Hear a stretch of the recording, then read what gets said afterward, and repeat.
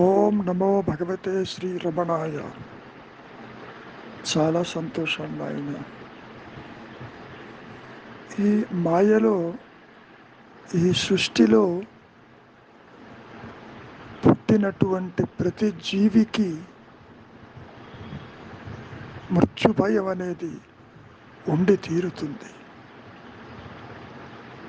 దానికి కారణం దేహాత్మబుద్ధి పరిమితమైనటువంటి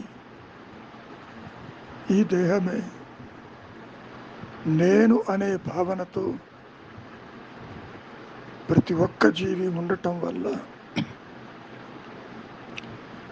ఈ దేహం లేకపోతే నా గతేమిటి, అంతకంటే ఏం లేదు. ఈ జీవి, ఈ మానవుడు వాసనాపూరితమైనటువంటి జీవితాన్ని గడపటానికి ఈ మాయలోకి వస్తున్నాడు. ముఖ్యంగా దేహం పుట్టుక తన పుట్టుక అనుకుంటున్నాడు. దేహం యొక్క ధర్మాలు తన ధర్మాల కింద భావిస్తున్నాడు. దేహం రాలిపోతే తనకు ఉనికి ఉండదు అనేటటువంటి భావన తీవ్ర స్థాయిలో ఉంటుంది.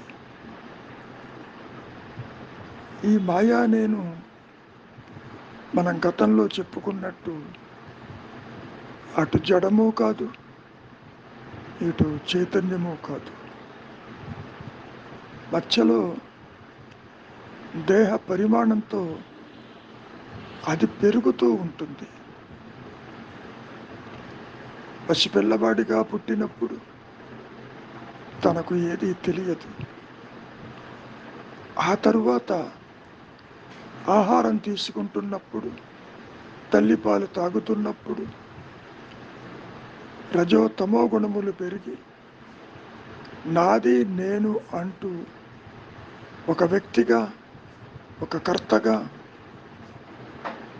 బయలుదేరతాడు. అప్పుడే ఈ బంధాలు కూడా ఏర్పడతాయి.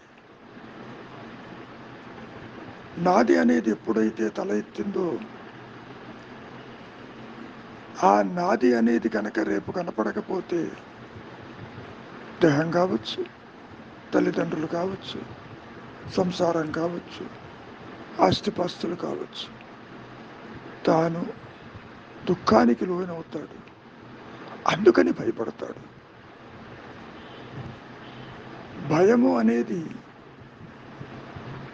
ఇప్పుడు ఉన్నది పోతుందేమో, పోతే నా గతేమిటి అనేటువంటి స్థితిలో ఈ మాయలో ప్రతి ఒక్కరూ ఉంటారు. మాట్లాడేటువంటి మనుషులకే కాదు, వృక్షాలకు కూడా భయం ఉంటుంది, పక్షులకు ఉంటుంది. పిపీలకారి ధర్మ పర్యంతం మృత్యు భయం తప్పదు. ఈ మాయలో పుట్టిన ప్రతి దానికి మరణము తథ్యము. శ్రీకృష్ణ పరమాత్మ భగవద్గీతలో కూడా ఈ విషయాన్ని అర్జునుడితో చెబుతూ, అర్జున, నీవు నేను పుట్టలేదు, ఈ రాజలోకాలు లేవు అని ఎంత చెప్పినా పుట్టిన దానికి మరణము తప్పదు, మరణించింది తిరిగి పుట్టక తప్పదు, ఇది అనివార్యమంటూ సూచించడం జరిగిందిగా. ఇంతకీ ఏది పుడుతున్నది, ఏది నశిస్తున్నది? పోనీ పుట్టింది నీకేమైనా చెబుతుందా నేను పుట్టానని? నీవు చెబుతున్నావు దేహం పుట్టుక నా పుట్టుక అని. ఆ విధంగా చెప్పేటటువంటి నేను సత్యత్వం ఎంతవరకు? అది నిజంగా ఉంటే నువ్వు భయపడవచ్చు. లేని దానికి భయం ఎందుకు? ముఖ్యంగా భయానికి కారణం అవిచారం. భయానికి కారణం నీవుగా ఉండక, నేనంటే ఈ దేహమని, నేనంటే పరిమితమైనటువంటి జీవుండని,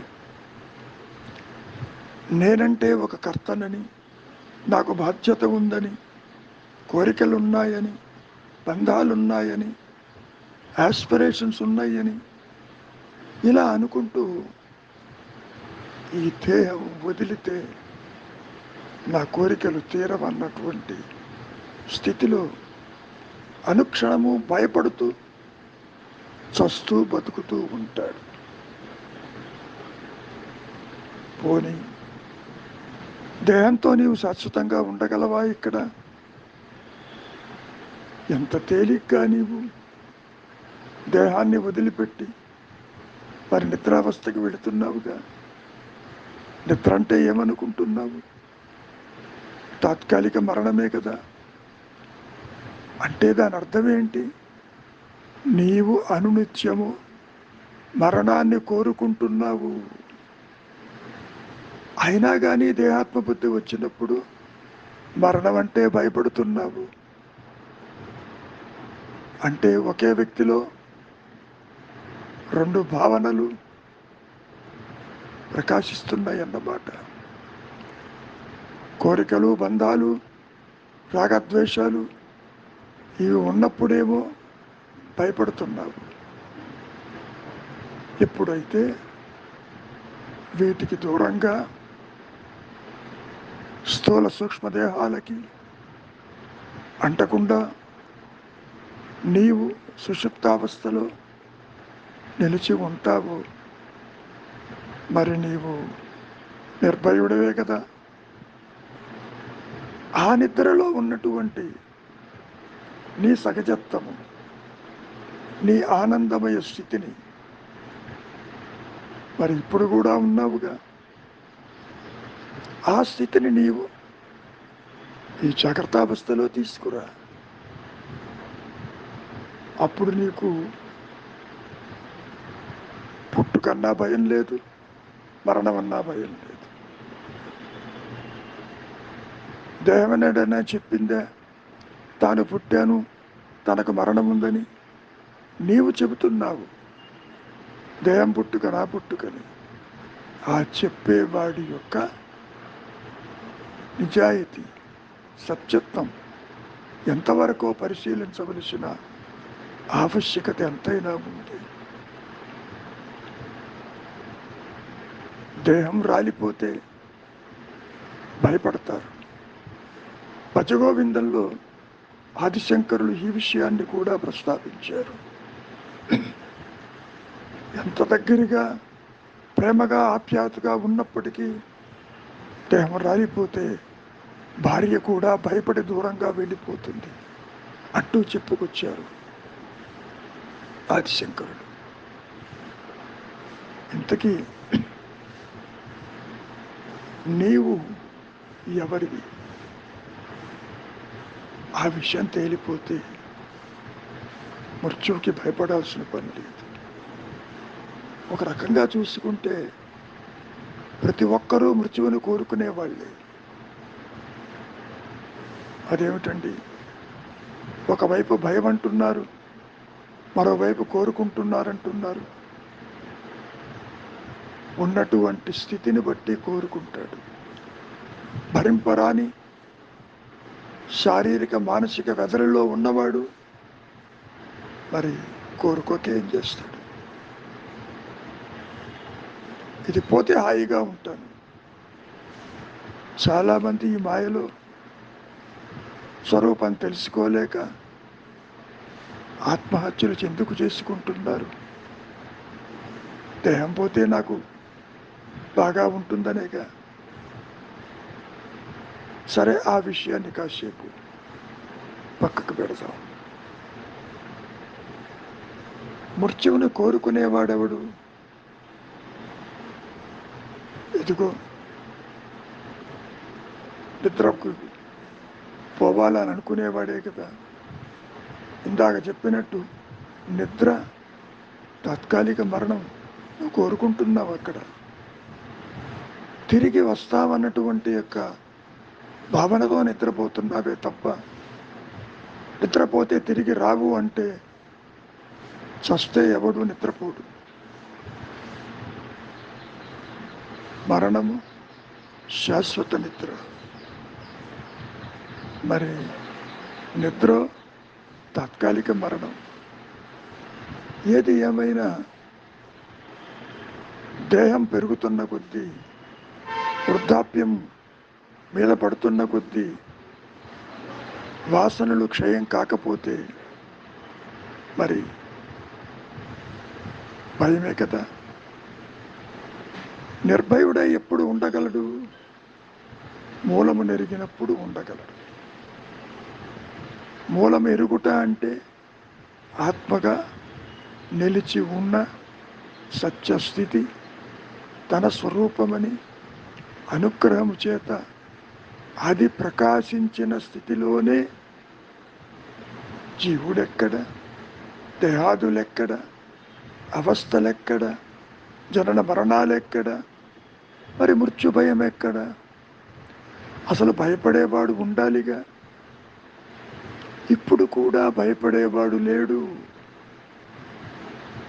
ఆత్మస్థితి నిర్భయము, నేను ఉన్నానన్న ఎరుక, ఎప్పుడూ భయరహితమై తనకు తానుగా అనంతంగా జ్ఞానమయంగా సచ్చిత్ ఆనందముగా నీవు ఉన్నావు. మరి ఆ స్థితిలో భయానికి తావేది? దేహం ఉంటే ఉంది, పోతే పోయింది. అది నీవు కాదు అన్న విషయం తేలిపోవాలిగా. అది తేలిపోవటానికే విచారం ఎంతైనా అవసరం. ఎన్నోసార్లు మనం చెప్పుకుందాం, జీవుడికి భయానికి కారణం అవిచారము, దుఃఖానికి కారణం బంధము. ఒకటి కాదు, అరిషడ్ వర్గములు లోపల అనుక్షణము వాటిని నిలుపుకుంటూ భయభ్రాంతులై ఉంటారు.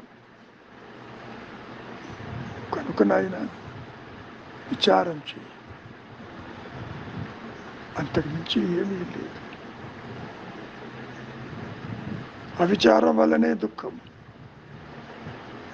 అంతేకాదు, ఒక సందర్భంలో మహర్షులు అన్న ఒక విషయం అడిగారు, శవాన్ని తాకితే స్నానం చెయ్యాలా అని.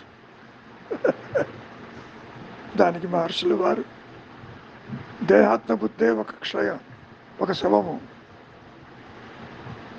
మరి ఆత్మ అనే జలాలలో నీవు మునిగినప్పుడు మరి నీకు స్నానాదులు ఎక్కడ, తాకటం ఎక్కడ? భయపడాల్సిన అవసరం లేదు. జీవుడు ఒక ఊహా వస్తువు, ఒక ఇమాజినరీ, ఒక ఫ్యాంటమ్, ఒక పిశాచం అంటూ ఎన్నోసార్లు వర్ణించారు మహర్షులు వారు. నీ సత్యత్వము నీవు తెలుసుకోలేని కారణంతో భయపడుతున్నావు, దుఃఖిస్తున్నావు, గతాన్ని స్మరిస్తున్నావు, భవిష్యత్తును ఊహిస్తున్నావు.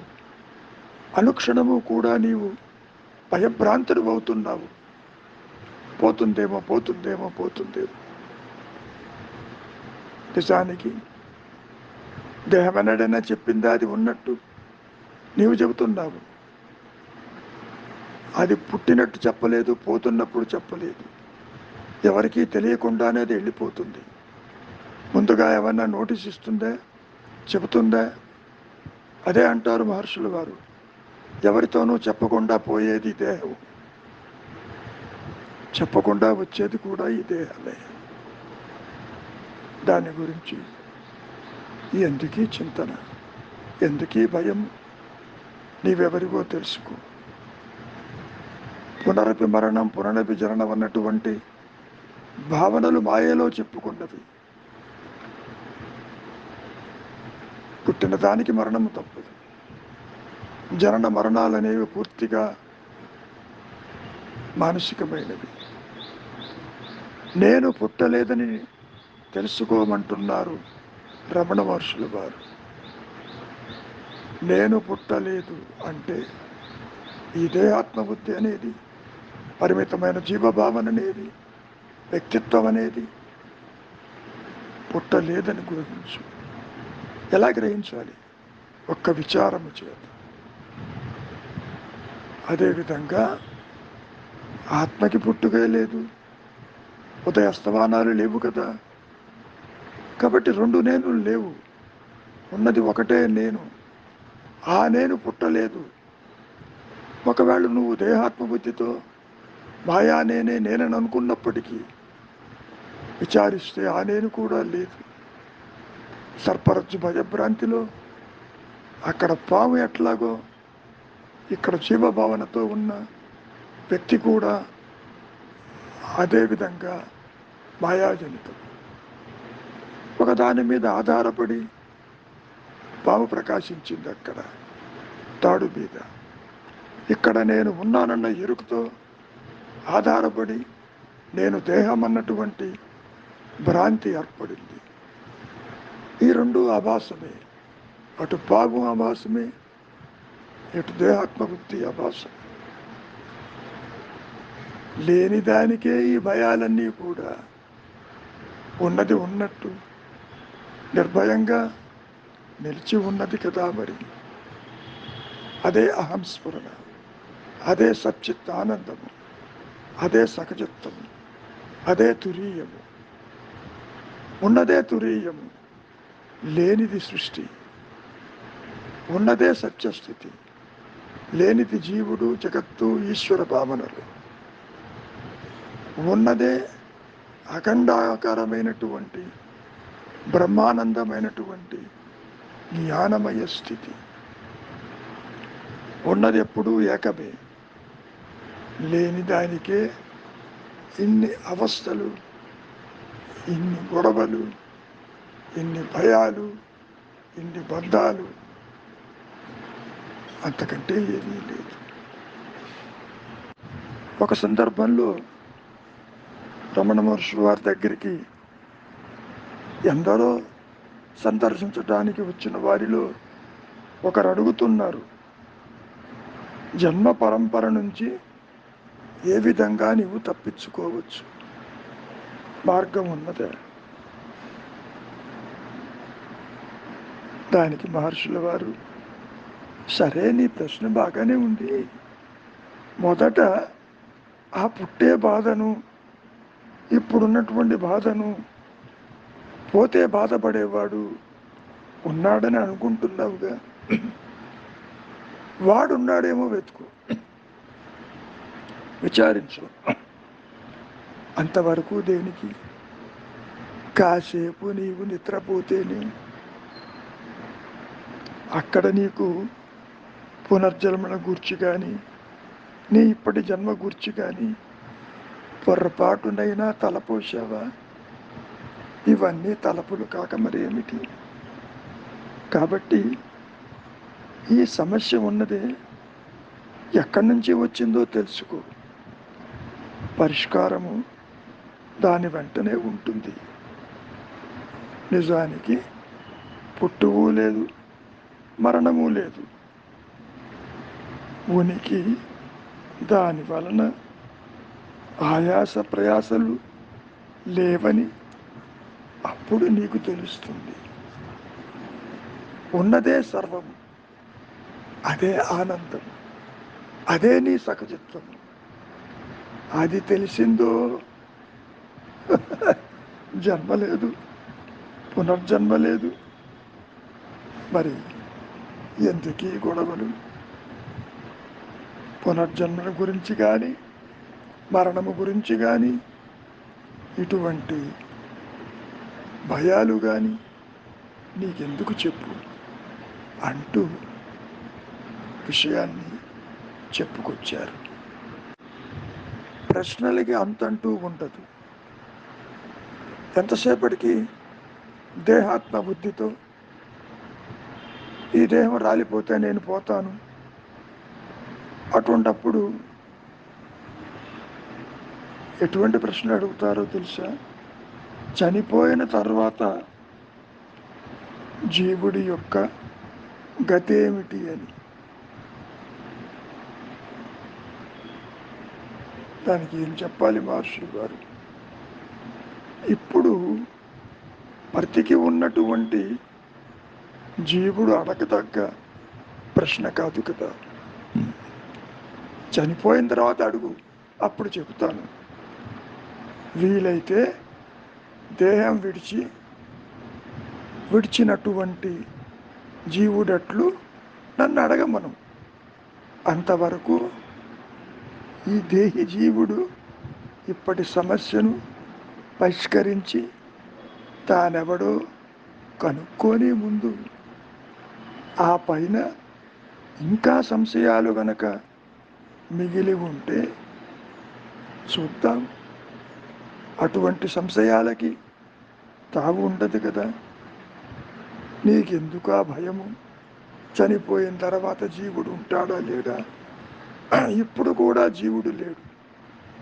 ఆది నుంచి ఈ అహంకారము తృణీకరించబడిందని ఎన్నోసార్లు చెప్పారు. నేనంటే ఈ దేహమని జీవాత్మ భావన విచారిస్తే అది లేదు. మరి భయం ఎవరికి? నీవు ఎప్పుడూ ఆత్మవి. నీకు తెలిసినా తెలియకపోయినా నేను అంటే ఆత్మ. ఎప్పుడైతే నీవు ఇది అది అనుకుంటూ మాయలో పరిగెడుతున్నావు, నీకు భయము వెంటాడుతుంది సుమా. కారణం, ఒక పొసెసర్గా, ఒక కర్తగా భయపడతావు. అంతవరకు దేనికి? శ్రీకృష్ణ పరమాత్మ అర్జునుడితో మాట్లాడుతున్నాడు. ఏమని మాట్లాడుతున్నాడు? అర్జున, నువ్వెందుకు భయపడుతున్నావు? యుద్ధానికి ఎందుకు ముందుకు రావటం లేదు? నా వాళ్ళని ఎలా చంపుతానని అనుకుంటున్నావు కర్తృత్వం చేత. నీవు కర్తవ కాదు. జనన మరణాలు నీ చేతుల్లో లేవు అంటూ 700 శ్లోకాలు చెప్పడం జరిగింది. ఏది ఏమైనా భయానికి కారణం లేనటువంటి దేహాత్మ బుద్ధి. ఇది ఒక అభూత కల్పన. అప్పుడప్పుడు చాలా వింత ప్రశ్నలు అడగటం మొదలు పెడతారు.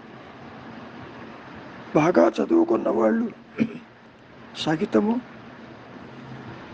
మరి ఆ ప్రశ్నలు ఏ విధంగా ఉంటాయో చూడండి.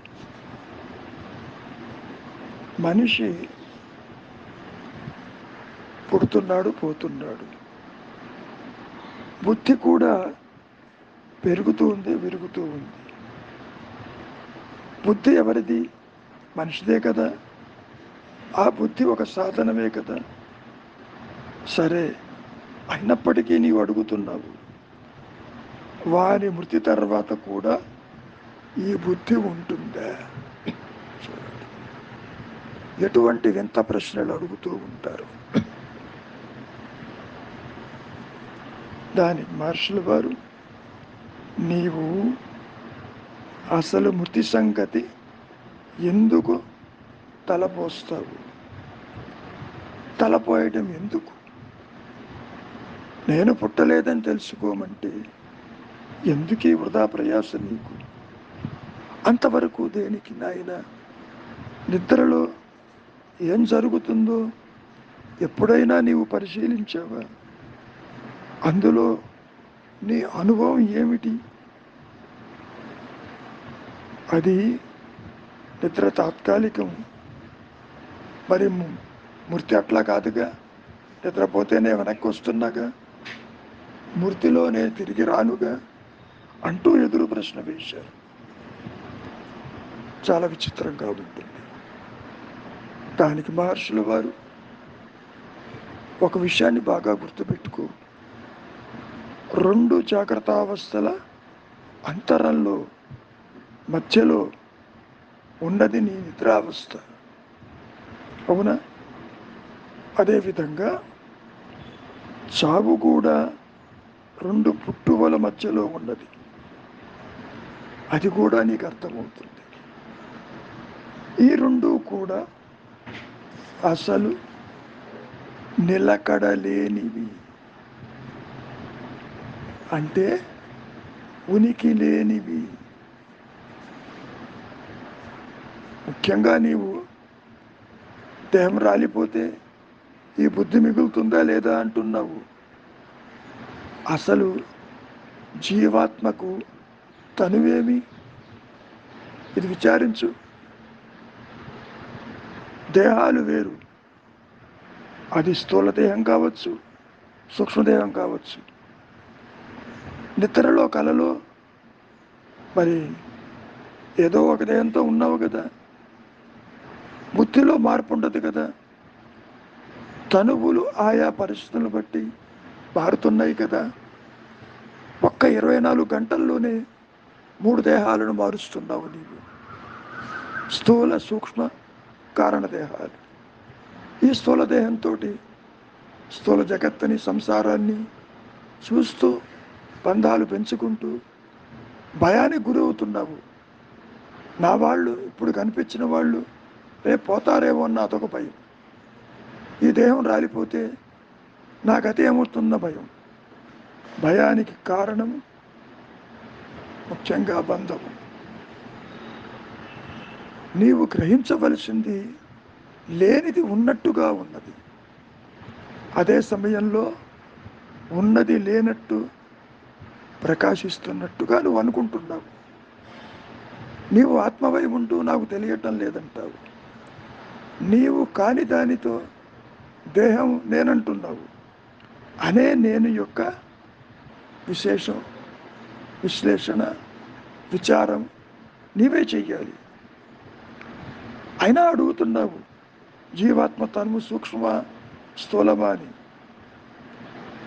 వివేకం అన్నది ఉంది చూశావు, ఇప్పుడు కూడా అది సూక్ష్మతనువేను.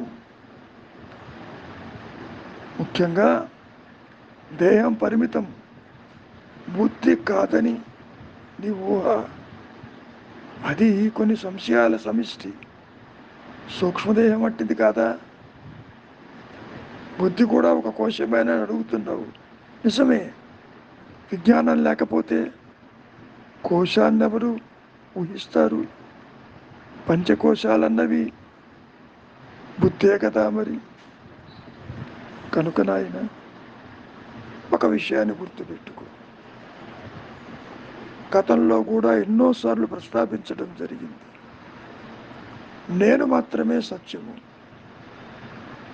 నేను ఇది అనే భావనలు పూర్తిగా అసత్యములు, నిరాధారములు. భయానికి కారణం లేదక్కడ.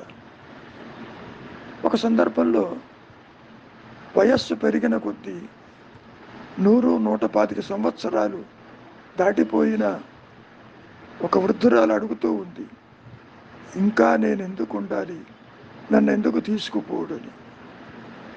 దానికి సమాధానం చెబుతూ, నిన్ను తీసుకుపోయి ఏం చేస్తాడు? ఆ భగవంతుడు నీకు ఒక అవకాశం ఇస్తున్నాడు. ఇప్పటికైనా మించిపోయింది లేదు, నీవు దేహము కాదని, నేనంటే ఆ పరమాత్మ స్వరూపమని, ఎరుక అని. అది గ్రహించడానికే నీకు ఆయువు పొడిగిస్తున్నాడు, అది గుర్తించు. అంతేకాని ఎందుకు తీసుకుపోడు? తీసుకుపోయి అక్కడ ఏం చేస్తాడు? నీవు ఉంటేగా తీసుకుపోవటానికి. నీకు పరబ్రహ్మకి భేదం ఉంటేగా. నేనంటేనే పరబ్రహ్మము, అహం బ్రహ్మస్మి అంటేనే అది అంటూ చెప్పుకొచ్చారు. సామాన్యంగా మనం ఇక్కడ ఎన్ని రకాలుగా చెప్పుకున్నా మృత్యువు భయపడిన వాడంటూ ఎవడూ ఉండడు. ఒక సందర్భంలో మహర్షులు వారు ఆ విషయాన్నే ప్రస్తావిస్తూ, గతంలో నీవు మరణించి ఉంటావు కాబట్టి ఆ మరణ అనుభవం నిన్ను మాటి మాటికి వాసనారూపమై భయపెడుతూ ఉంటుంది. అంతేకాదు, గతంలో నీవు ఎన్నో బంధాలని తెంచుకొని ఇక్కడికి వచ్చావు కదా, మరి ఇక్కడ ఏం చేస్తున్నావు? నువ్వు తిరిగి అదే బంధాలను పెంచుకుంటున్నావు. వివేకం ఉపయోగించటం లేదు. కాబట్టి విచారించు, బంధం ఎవరికో చూడు. అప్పుడు నీవు భయరహితుడివై, బంధరహితుడివై, ద్వంద్వరహితుడివై ఆత్మగా అనంతంగా నిలిచి ఉంటావు. అందులో సందేహం లేదు. అయినా నువ్వు అడుగుతున్నావు, మూర్తి తరువాత గతి ఏమిటి? దానికి మహర్షుల వారు అందరూ సద్గతిలే ఉంటాయి.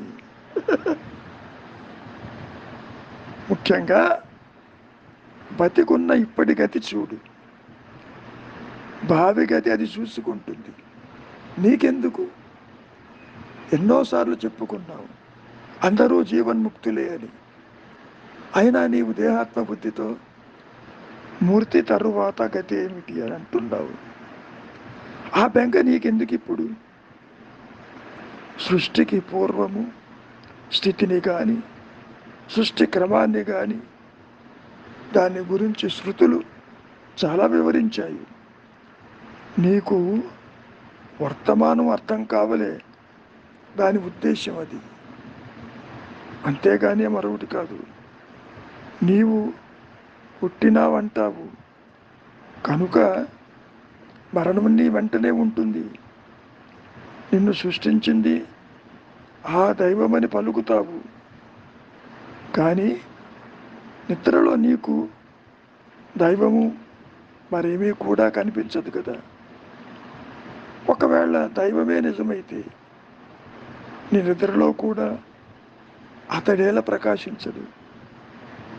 నీవెప్పుడూ ఉన్నవాడివి, ఇప్పుడు కూడా నీవదేను.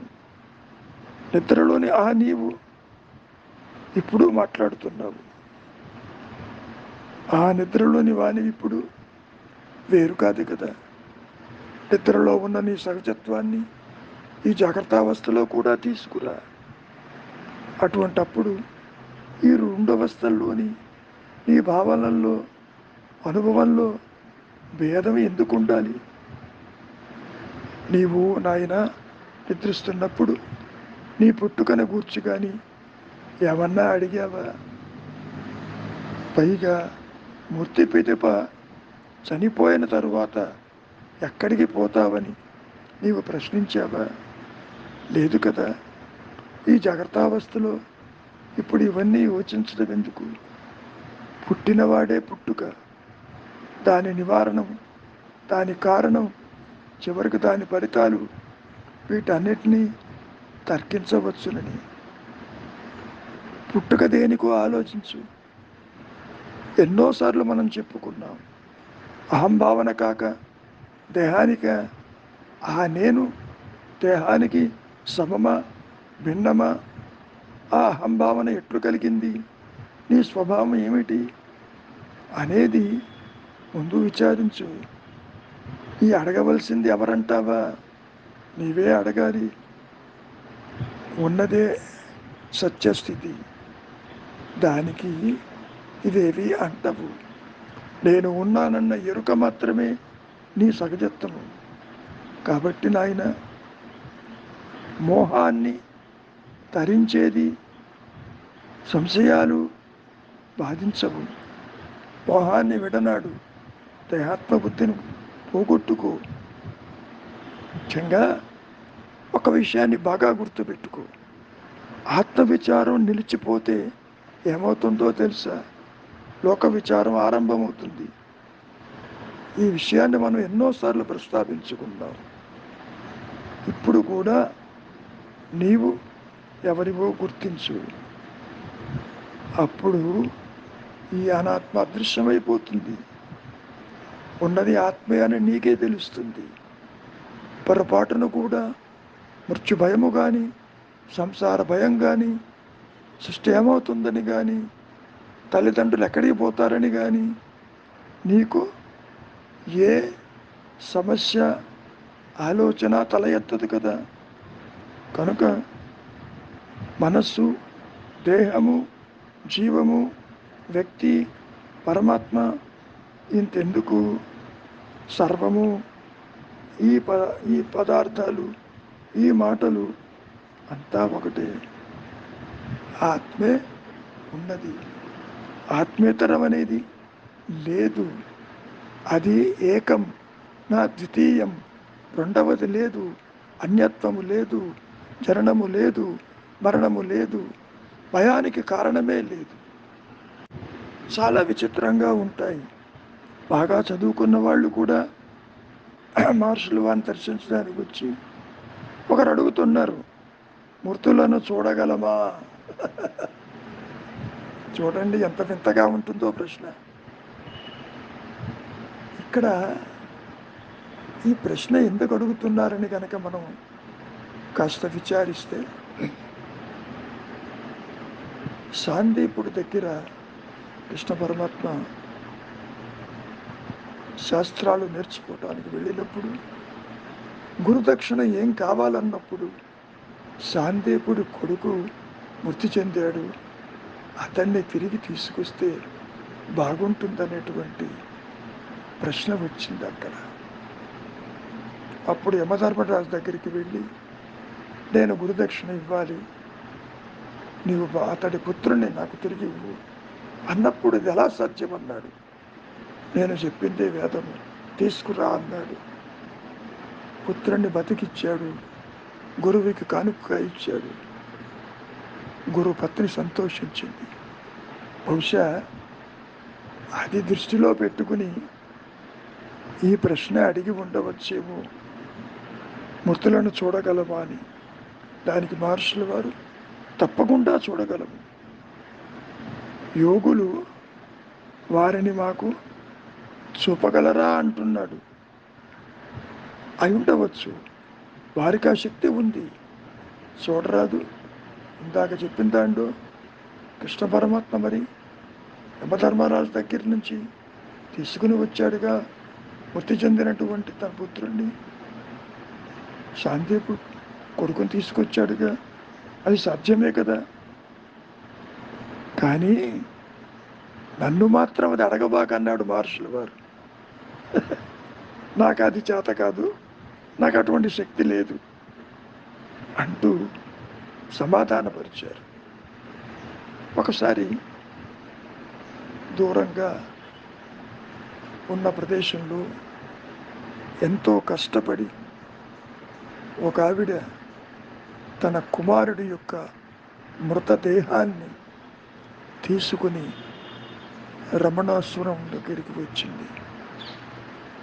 చూడండి ఎంత విచిత్రమో. అమ్మా, ఎందుకు తీసుకొచ్చావు? రమణ మహర్షి భగవాను కదా, బ్రతికిస్తాడన్న ఆశతో ఎంతో కష్టపడి తీసుకొచ్చాను అంటూ చెప్పుకొచ్చింది. మహర్షి ఏమంటారు, నీకు ఆ నమ్మకం ఉంటే బ్రతుకుతాడులే, కానీ మర్నాడు అతన్ని తీసుకెళ్ళి పూడ్చవలసిన అవసరం వచ్చింది. ఇవన్నీ కూడా భగవంతుడేదో చేస్తాడు, తిరిగి బతికిస్తాడు. చనిపోయిన వాళ్ళని బ్రతికించిన వాడి యొక్క కథలు విన్న తరువాత ఈ మాయలో ఆ విధంగా అనిపిస్తూ ఉంటుంది. ఆది శంకరులు ఇదే విషయాన్ని ప్రస్తావిస్తూ, కర్మ ప్రభావము చేతనే ఈ శరీరము రక్షించబడుతుంది. ఎప్పుడైతే నువ్వు తెచ్చుకున్నటువంటి పిడికడు ప్రారంధం అంతమైపోతుందో శరీరం రాలిపోతుంది. పుట్టిన ప్రతి జీవికి మృత్యువు అతడి వెంటనే ఉంటుంది. అది ఎప్పుడు కబళిస్తుందో ఎవరికీ తెలియదు. అనుక్షణము మృత్యుభీతి ఉండనే ఉంటుంది. వచ్చిన పని అయిపోగానే అది రాలిపోతుంది. జీవుడు తిరిగి మరొక దేహాన్ని ఆశ్రయించక తప్పదు, వాసనలు మిగిలి ఉన్నంత వరకు. అందుకనే మహర్షి ఏమంటున్నారు, కొత్త వాసనలు తెచ్చుకోవద్దు, పాత వాటిని వదిలించుకో. ఎందుకు అనవసరంగా పునర్విమరణం పునర్విజరణం అంటూ హెచ్చరించారు. ఇంకా ఎన్నో ఎన్నో ప్రశ్నలు అడుగుతూ ఉంటారు మహర్షుల వారిని. మూర్తిని యొక్క స్థితిని తెలుసుకోవటానికి ఏమైనా వీలున్నదా? దానికి మహర్షుల వారు, చనిపోయిన వారిలో కొందరు తక్షణమే మరొక జన్మ ఎత్తుతూ ఉంటారు. కొందరు కొంతకాలం తర్వాత ఇంకో దేహాన్ని ఆశ్రయిస్తారు. కొందరు భూమిపై జన్మించక ఏదో ఒక ఊర్ధ్వలోకాలకి ముక్తులవుతారు. ఎందరో చాలామంది, అందులో కూడా కొద్దిమంది వారి ఇచ్చటే ఇప్పుడే పుట్టి ముక్తులవుతారు అంటూ వివిధ రకాలుగా మహర్షుల వారు చెప్పడం జరిగింది. అయినప్పటికీ ప్రశ్నించినటువంటి వారికి తృప్తి కలగలేదు. నేను అడిగింది అది కాదు. ఒకరు చనిపోయిన తర్వాత వారే స్థితిలో ఉన్నారో తెలుసుకోవటం సాధ్యమా? సాధ్యమే, కానీ దానిని తెలియకోరటం ఎందుకు నీకు? విషయం ఏదైనా అది అన్వేషి కన్నా ఎక్కువ నిజం కాలేదు కదా. ఎవరో అన్వేష చూడు. ఆ అన్వేషి కనుక ఉంటే ఇవన్నీ కూడా సత్యమవుతాయి. పుట్టుక, జీవితం, చావు ఇవన్నీ మాకు సత్యముగానే కనిపిస్తుంది కదా అంటూ ఎదురు ప్రశ్న వేశారు. నిన్ను ఇంకా దేహమని భ్రమిస్తున్నావు. ఇతరులు కూడా దేహమని బుద్ధితో చూస్తున్నావు. నిజానికి నీవు కానీ ఇతరులు కానీ దేహాలు కావు. ఉన్నది ఎరుక మాత్రమే, ఉన్నది జ్ఞానం మాత్రమే అంటూ హెచ్చరించారు రమణ మహర్షుల వారు. ఎన్ని రకాలుగా మహర్షుల వారిని ప్రశ్నలు అడిగినప్పటికీ ఈ మృతిని గురించి తృప్తి చెందేవాళ్ళు కాదు.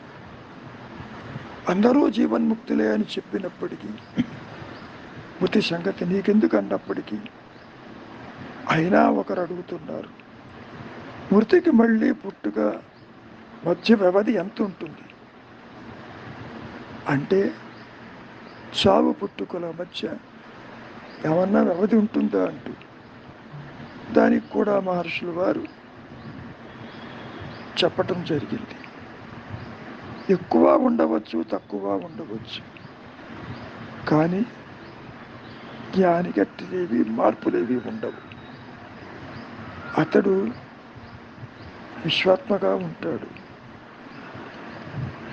దాని గురించిన ఆలోచనలు చనిపోయిన తరువాత తేజో మార్గంలో పయనించేవారు తిరిగి మళ్ళీ పుట్టరు కదా.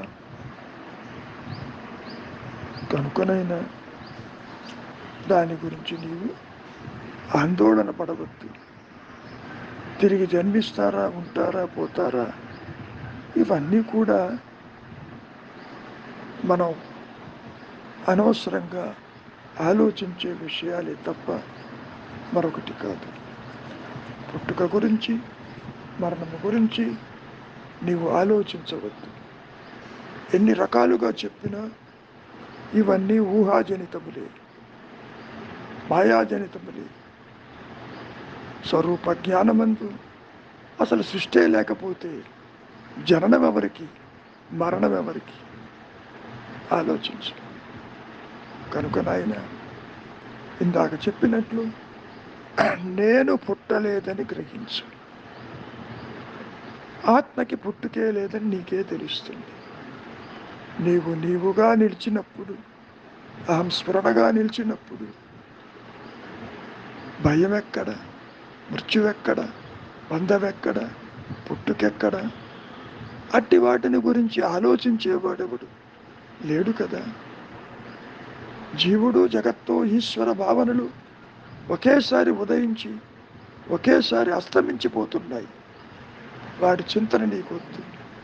నిర్భయుడవై ప్రశాంతమైనటువంటి చిత్తముతో నిలిచి ఉండు. మౌనమే నీ సహజత్వము.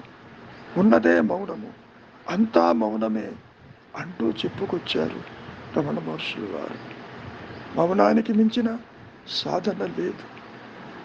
సాధన అనుకుంటే మౌనమే సాధన, ఏది సాధించేది కాదు. ఇప్పుడు కూడా నీవు అదే ఉన్నది ఎరుక, లేనిది సృష్టి.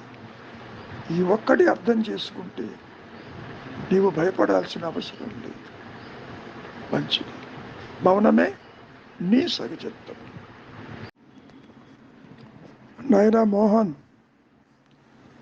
ఈ వ్యక్తిత్వాన్ని, ఈ అహంకారాన్ని ఏ విధంగా తొలగించాలి, ఏ విధంగా తగ్గించాలి, ఏ విధంగా దాని ఉనికిని లేకుండా చెయ్యాలి అనేటటువంటి ప్రశ్న చాలా ఉత్తమమైనది. కారణం, నీవు ఇప్పుడు కూడా జ్ఞానమయుడివి, అంటే ఎరుకతో కూడిన అనంతత్వమైనటువంటి స్వభావము కలిగిన వాడివి. వ్యక్తిగా కాదు, ఎరుకగా నీవు సత్యము. అయితే వాసనల వల్ల, కోరికల వల్ల, బంధాల వల్ల, ఒకటి కాదు, పురాకృత సుకృత కర్మ విశేషాదుల వల్ల నేను దేహము అనేటటువంటి ఒక భావన తల ఎత్తింది. ఇది అటు జడము కాదు, ఇటు చైతన్యము కాదు. కానీ దేహాలని మార్చుకుంటూ ఇంద్రియ వ్యాపారములతోటి సుఖ దుఃఖాలు అనుభవిస్తూ తెచ్చుకున్న పిడికడు ప్రారంధము అంతరించిపోగా తిరిగి మళ్ళీ వేరొక దేహాలని ఆశ్రయిస్తూ పుడుతూ నశిస్తూ ఒక విషవలయంలో ఈ మాయా నేను చరిస్తూ ఉంటుంది. నిజానికి నీవు దేహము కాదు, దేహివి. నీవు కర్తవి కాదు, అయినా నీ కర్తృత్వంతో నాది నాది అంటున్నావు. నాది అనేవాడిని విచారిస్తాం వల్ల అది పూర్తిగా అదృశ్యమైపోతుంది. నీకు దుఃఖానికి కారణం అవిచారం, విచారించటం లేదు. నేను దేహాన్ని, సంసారాన్ని, ఇతరులని, జనన మరణాలని, బంధాలని చూస్తున్నానని అనుకుంటున్నావు. ఇవన్నీ కూడా నీ మానసికమైనటువంటి ధోరణులు తప్ప వాస్తవానికి అవి సత్యము కాదు. ఇవన్నీ కూడా నీ భావనలకే పరిమితమై ఉన్నాయి. భావన అంటే ఆలోచన, భావన అంటే నీ సంకల్పము. నిద్రపోతున్నప్పుడు ఇవన్నీ ఏమైనాయి? దేహమున్నా నీకు తెలియదు కదా, జగత్తున్నా తెలియదు కదా. ప్రపంచంలో ఎన్నో సమస్యలు ఉన్నప్పటికీ నీ దృష్టి వాటికి మీదికి పోవటం లేదు కదా. కాబట్టి వాసన రాహిత్యమే దీన్ని బలహీనపరిచేటటువంటి ప్రక్రియ. ఈ అహంకారానికి ఆయువు పట్టేదో తెలుసా? ఆలోచన. ఆలోచనలు ఎందుకు వస్తున్నాయి? కోరికలు, బంధాల వల్ల. ఎప్పుడైతే నీవు ఇచ్ఛారహితంగా, బంధరహితంగా, ద్వంద్వరహితంగా, డిజైర్లెస్గా,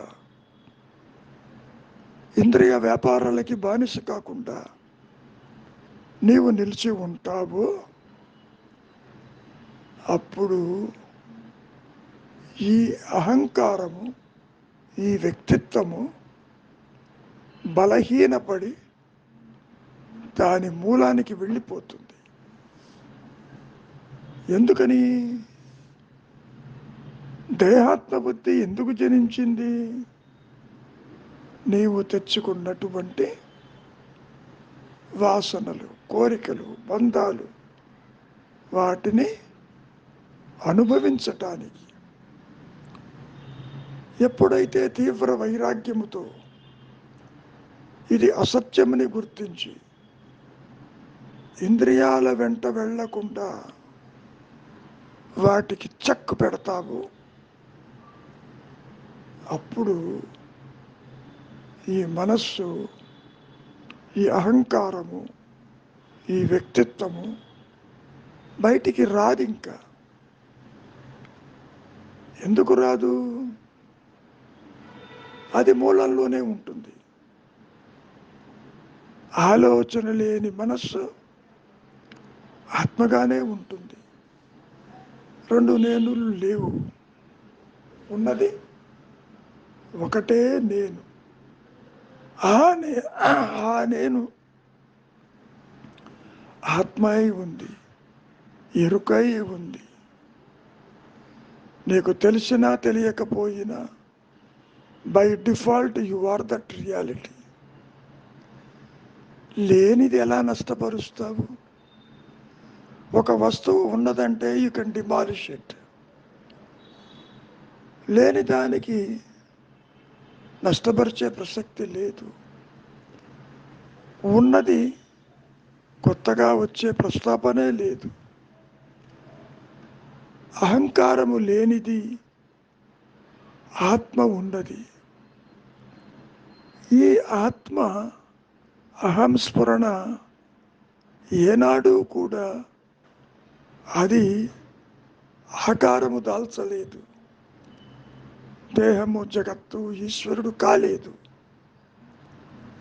కానీ నీ భావనలు మాత్రం కోరిక వల్ల, బంధం వల్ల, రాగద్వేషముల వల్ల, అంతర్శత్రువుల వల్ల, కామక్రోధాది అర్షడ్ వర్గముల వల్ల ఇది నీవు సత్యం అనుకుంటున్నావు.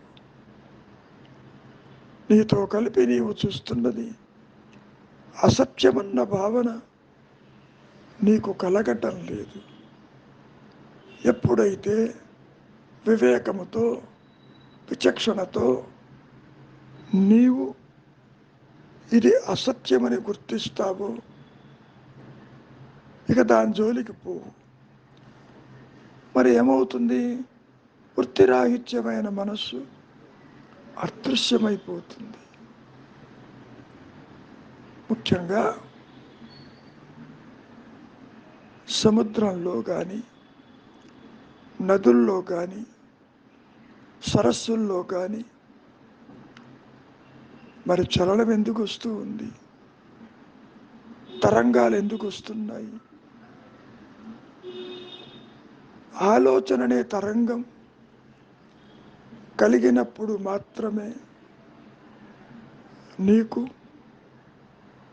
ఆందోళన మొదలవుతుంది.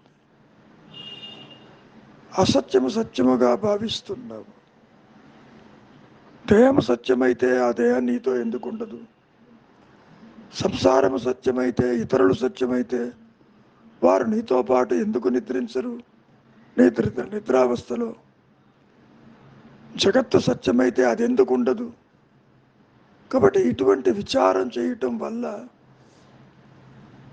అసలు జగత్తే లేదని, అహంకారమే పుట్టలేదని, ఇవన్నీ కూడా అహంకారపు చేష్టలు. కనుక ఇది లేదు అని తెలుసుకోవాలి అంటే నీవెవరివో విచారం చెయ్యాలి. విచారం చేసినంత మాత్రాన వెంటనే అది తెలియదు. తీవ్రమైన వైరాగ్యము కలిగి ఉండాలి. ప్రాపంచిక విషయ వాసనల యందు దోష దర్శనం చేసి నాది నాది అనే వాడిని పూర్తిగా నాశనం చెయ్యాలి. పొసెసర్ని ఎప్పుడైతే నీవు ప్రాపంచిక విషయాలకు దూరం చేస్తావో, ఆ పొసెసర్ లేకపోతే, అహంకారము తల ఎత్తకపోతే మరి నీవుగానే ఉంటావు. అది కొత్తగా రాదు. ముఖ్యంగా నిన్ను బంధించేది, బాధించేది దుఃఖానికి, ఆవేశానికి గురి చేసేది నీ ఆలోచనలు. చేతనవుతుందా? ఆలోచన అంటే ఏమిటో చూడు. చేతనవుతుందా? ఎవరికో చూడు. ఏది చేత కాదా? ఎవరో సృష్టికర్త ఉన్నాడు అనుకుంటున్నావుగా, నీవు సృష్టించలేదుగా. ఆ సృష్టికర్తకి అంతరంగంలో పూర్తిగా శరణాగతిగా, పూర్ణ శరణాగతికి కాస్త కాలం పడుతుంది. ఎప్పుడైతే నీ వ్యక్తిత్వాన్ని పోగొట్టుకోవటానికి నీవు నిశ్చయించుకుంటావు, నాది నాది అనే వాడిని తల ఎత్తకుండా పూర్తిగా అదృశ్యం చేయగలుగుతావు. ఒక్క మౌనము చేత, ఒక్క అంతర్ముఖం చేత, ఒక్క తీవ్ర వైరాగ్యము చేత ఇక మళ్ళీ ఈ మాయా నేనుకి తావులేదు. ఉన్నది ఎరుక మాత్రమే. అది కొత్తగా రాదు. నీవు చేస్తున్నది అడ్డు తొలగే ప్రయత్నమే. అహం అంటే నీ సహజత్వం. అది ఎన్నడూ జీవుడు, జగత్తు, ఈశ్వరుడు కాలేదు. ఇవన్నీ కూడా మానసికమైన ధోరణులే తప్ప మరొకటి కాదు. ఆలోచన లేని, ద్వంద్వము లేని స్థితిని ఏర్పరచుకో. అది నీ చేతుల్లో ఉంది. రాగం ఉంటే విరాగిక, తీవ్ర వైరాగ్యముతో, విచక్షణతో మాత్రమే, వివేకంతో మాత్రమే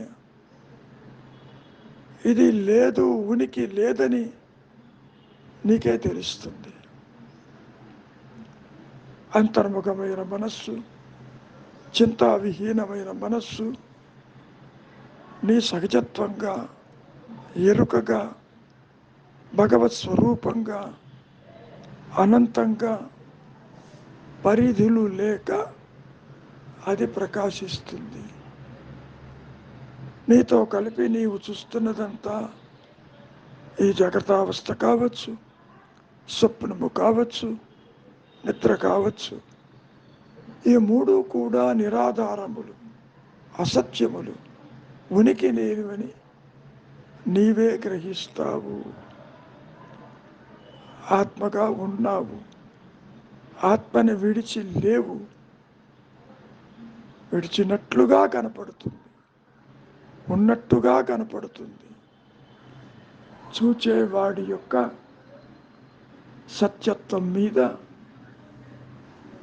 సత్య స్వభావం మీద చూడబడే విషయాలు కనపడతాయి. కలగంటున్నప్పుడు కల సత్యంగానే ఉందిగా. మేలుకొన్న తర్వాత కదా నీవు చెప్పేది కళా సత్యమని. ఇక్కడ కూడా ఈ జాగ్రత్తావస్థ కూడా కల సమమేను. ఇది సత్యము కాదు. సర్వాన్ని చూస్తున్న ఈ అహంకారము ఉనికి లేనిది, మాయాజనితము. ఇది ఒక పిశాచం అన్నారు రమణ మహర్షులు వారు. మౌనానికి రా, వైరాగ్యము కలిగి ఉండు. ప్రాపంచిక విషయ వాసనలు నిన్ను బాధించవు. ఇక్కడ బాధించేది నీ ఆలోచనలు మాత్రమే. ఆలోచన లేని మనస్సు అది ఆత్మగా, జ్ఞానమయంగా, బ్రహ్మమయంగా అది ప్రకాశిస్తూనే ఉంటుంది. దీనికి మార్గం అంటూ లేదు. మౌనమే మార్గము, వైరాగ్యమే మార్గము, నిశ్చలతే మార్గము. మంచిది. మౌనమే నీ సహజత్వం.